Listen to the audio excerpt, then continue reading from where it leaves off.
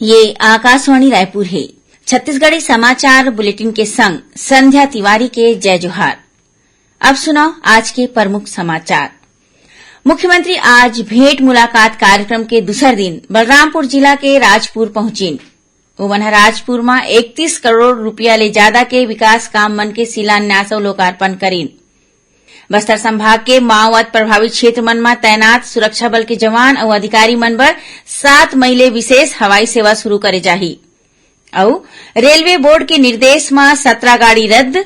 उन्हें ओडिशा के बृजराज नगर में रेल रोको आंदोलन के सेती ओती ले चलैया गाड़ी के अवई जवई बाधित। अब समाचार विस्तार ले। राज्य सरकार हा 10वीं और 12वीं के परीक्षा में जिला में टॉप करैया विद्यार्थी मन ला हेलीकॉप्टर राइड कराही। ये घोषणा राजपुर में पत्रकार मन ले गोट बात करत मुख्यमंत्री हा कहिन। संगे संग श्री बघेल हा गौमूत्र लेके खरीदी शुरू करे के घोषणा घलो कहिन। ओमन हा कहिने कि गौमूत्र ले दवई बनाए जाही, जेखर ले माई लोगिन और गांव वाले मन ला आय के एक और जरिया मिलही। मुख्यमंत्री भूपेश बघेल काली ले भेंट मुलाकात कार्यक्रम में विधानसभा क्षेत्र मन के दौरा करत हे। ये कार्यक्रम के दूसर दिन मुख्यमंत्री हा आज बलरामपुर जिला के राजपुर पहुंचीन। ये मौका में श्री बघेल हा राजपुर में 31 करोड़ रुपया ले ज्यादा के 20 विकास काम मन के शिलान्यास और लोकार्पण करीन। राजपुर प्रवास के दौरान मुख्यमंत्री हा तहसील कार्यालय के जांच करके नक्शा और अभिलेख ला दुरुस्त करे के निर्देश दीन। संगे संग लंबित काम के जल्दी निराकरण करे बर कहिन। राजपुर में राखे गए कार्यक्रम में मुख्यमंत्री हा गोधन न्याय योजना के तहत 43वां किस्त के रूप में पशुपालक ग्रामीण गौठान ले जुड़े महिला समूह और गौठान समिति मन ला 10 करोड़ 70 लाख रुपया की राशि ऑनलाइन जारी करीन। ये मौका में श्री बघेल कहिने कि राज्य सरकार के वादा के मुताबिक गोधन न्याय योजना की राशि के भुगतान नियमित रूप ले करे जावत है। राजपुर दौरा के बाद मुख्यमंत्री श्री बघेल रामानुजगंज विधानसभा क्षेत्र के डौरा गांव पहुंचीन। ये मौका में ओमन हा डौरा में स्वामी आत्मानंद अंग्रेजी माध्यम स्कूल और रनहत में महाविद्यालय खोले के घोषणा करीन। एकर अलावा ओमन डौरा और गणेश मोड़ के बीच विद्युत सब स्टेशन की स्थापना करे के घलो बात कहिन।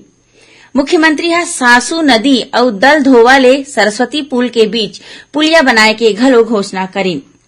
उन्हें जिला के पौनी पेंड्री के गांव वाले मन के मांग में मुख्यमंत्री हा सड़क बनाए के निर्देश दीन। रामानुजगंज के डौरा में एक झीन सियान माई लोगिन हम मुख्यमंत्री ले राशन कार्ड बनवाए के बात कहिन, जेखर ऊपर तुरते कार्यवाही करत श्री बघेल के निर्देश में तुरते राशन कार्ड बना के देगिस। एखर पहली मुख्यमंत्री हा काली सामरी विधानसभा क्षेत्र के कुसमी और शंकरगढ़ के बाद बरियो गांव के दौरा करीन। ये दौरान ओमन हा बरियो में विद्युत सब स्टेशन, पंजीयन कार्यालय, मंगल भवन, हायर सेकेंडरी स्कूल, गौठान और रूरल इंडस्ट्रियल पार्क बनाए के घोषणा करीन। एकरे संग ओमन हा पहाड़ी कोरबा गांव तक 20 किलोमीटर सड़क बनाए के घलो बात कहिन। मुख्यमंत्री कहिने कि आरा क्षेत्र में धान खरीदी केंद्र खोले जाही, संगे संग भिलाई खुर्द में गौठान बनाए जाही। बस्तर संभाग के माओवाद प्रभावित क्षेत्र मन में तैनात सुरक्षा बल के जवान और अधिकारी मन बर 7 मई ले विशेष हवाई सेवा शुरू करे जाही। ये हवाई सेवा छुट्टी में जवैया जवान और अधिकारी मन बर होही। एकर तहत एक निजी एयरलाइंस के 72 सीटर विमान सप्ताह में 3 दिन बुधवार, शनिचर और इतवार के जगदलपुर ले रायपुर होके दिल्ली तक उड़ान भरही। ये विमान सेवा सिर्फ नक्सल मोर्चा में तैनात अर्धसैनिक बल मन के जवान और अधिकारी मन बर उपलब्ध होही। आम नागरिक मन ला ये सुविधा नहीं मिलही। ये हवाई सुविधा के शुरू होए ले माओवाद प्रभावित क्षेत्र में तैनात जवान मन ला छुट्टी में आए जाए बर बड़ सुविधा होही। संगे संग बेरा के घलो बचत होही। छत्तीसगढ़ी समाचार बुलेटिन आप मन आकाशवाणी रायपुर ले सुनत हव। छत्तीसगढ़ के खबर ले है आपके वास्ता और खबर के विश्वसनीयता ले है हमार वास्ता। आकाशवाणी समाचार रायपुर के प्रादेशिक समाचार बुलेटिन के संगे संग हमार समसामयिक कार्यक्रम आप रेडियो के संग अपन मोबाइल में घलो सुन सकत हव। आकाशवाणी समाचार फेसबुक, ट्विटर और यूट्यूब में घलो हावय।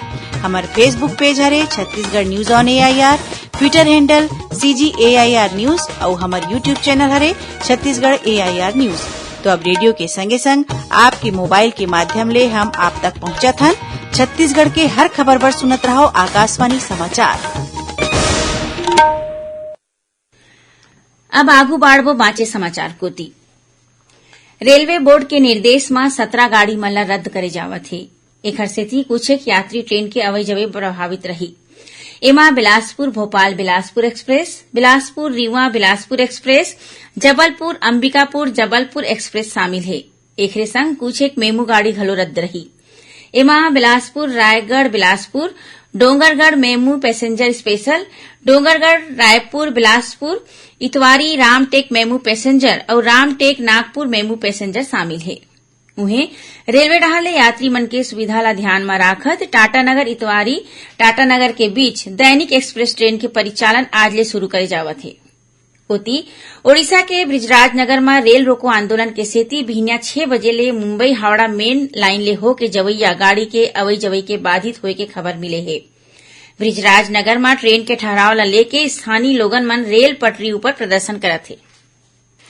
शहीद लेफ्टिनेंट चैतन्य दुबे ला आज उनकर सुरता दिवस में रायपुर स्थित स्मृति वन में श्रद्धांजलि देगिस। ये मौका में छत्तीसगढ़ ओडिशा उप क्षेत्र मुख्यालय के अधिकारी मन के संग ग्रुप कमांडर एनसीसी रायपुर और अन्य अधिकारी मौजूद रहिस। रायपुर निवासी लेफ्टिनेंट चैतन्य दुबे बछर 1997 में मध्यम एसपी रेजिमेंट में शामिल हुईस। 5 मई 2000 के राजस्थान में भारत पाक सीमा में अपन टैंक ला रेतीला बवंडर ले बाहर निकाले के बेरा शहीद हो गए रहीन। महासमुंद जिला के सरायपाली विकासखंड के पुटका गांव में जहरीला खाना खाए ले करीबन 16 लइका मन बीमार हो गए हैं। मिले खबर के मुताबिक पुटका गांव के आंगनबाड़ी केंद्र में आज लइका मन बर खाना बनाए गे रहिस से रांधत बेरा एमा छिपकली गिर गे रहिस, जेखर ले खाना जहरीला हो गए। ये खाना ला खाए के बाद लइका मन के तबियत अचानक के बिगड़े बर लगिस। जम्मू लइका मन ला सरायपाली के सामुदायिक स्वास्थ्य केंद्र में भर्ती कराए गिस। रायपुर के सिलतरा के स्टील संयंत्र में जेसीबी के टायर में हवा भरे के बेरा टायर फटे ले 2 झीन मनखे के मौत हो गई। एती जसपुर जिला के लोदाम चौकी के अंतर्गत रूपसेरा गांव के तीर पुलिया ले टकरा के 4 पहिया एक वाहन कोक नदिया में गिर गए। यह हादसा में एक झीन मनखे के मौकच में मौत हो गए। उन्हें घायल मनखे मन ला अस्पताल में भर्ती कराए गए है। उन्हें बेमेतरा जिला में बेतर के तीर एक तेज रफ्तार कार अंते तंते होके पेड़ ले टकरा गई।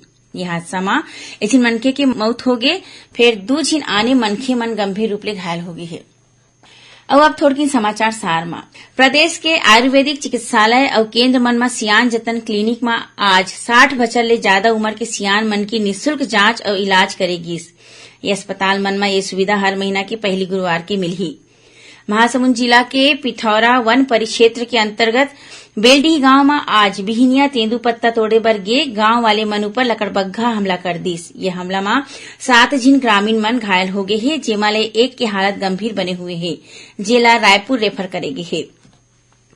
राजनांदगांव जिला के पुलिस एक चिटफंड कंपनी के संपत्ति कुर्क कर ले है। एक हल्ले मिले 63 लाख रुपया की राशि निवेशक मन ला लौटाए जाही। दुर्ग पुलिस एसबीआई बैंक मैनेजर ले ठगी करे के मामला में एक आरोपी ला गिरफ्तार कर ले है। आरोपी बैंक मैनेजर ले धोखाधड़ी करके करीबन 18 लाख रुपया अपन बैंक खाता में ट्रांसफर करा ले रहीस। और भिलाई पुलिस एक झीन व्यवसायी ला मशीन दे के नाम में ओखर ले धोखाधड़ी करे के आरोप में एक उद्योगपति ला कर्नाटक ले गिरफ्तार करे है। ये उद्योगपति ऊपर करीबन 64 लाख रुपया की ठगी करे के आरोप है। आखिर में प्रमुख समाचार एक घाव फेर। मुख्यमंत्री आज भेंट मुलाकात कार्यक्रम के दूसरे दिन बलरामपुर जिला के राजपुर पहुंचीन।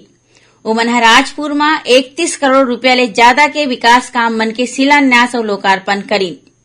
बस्तर संभाग के माओवाद प्रभावित क्षेत्र मन में तैनात सुरक्षा बल के जवान और अधिकारी मन बर 7 मई ले विशेष हवाई सेवा शुरू करे जाही। और रेलवे बोर्ड के निर्देश में 17 गाड़ी रद्द। उन्हें ओडिशा के ब्रिजराजनगर में रेल रोको आंदोलन के सेती ओती ले चलैया गाड़ी के अवई जवई बाधित। एक संग छत्तीसगढ़ी समाचार बुलेटिन इहे सिरावत है। जय जोहार।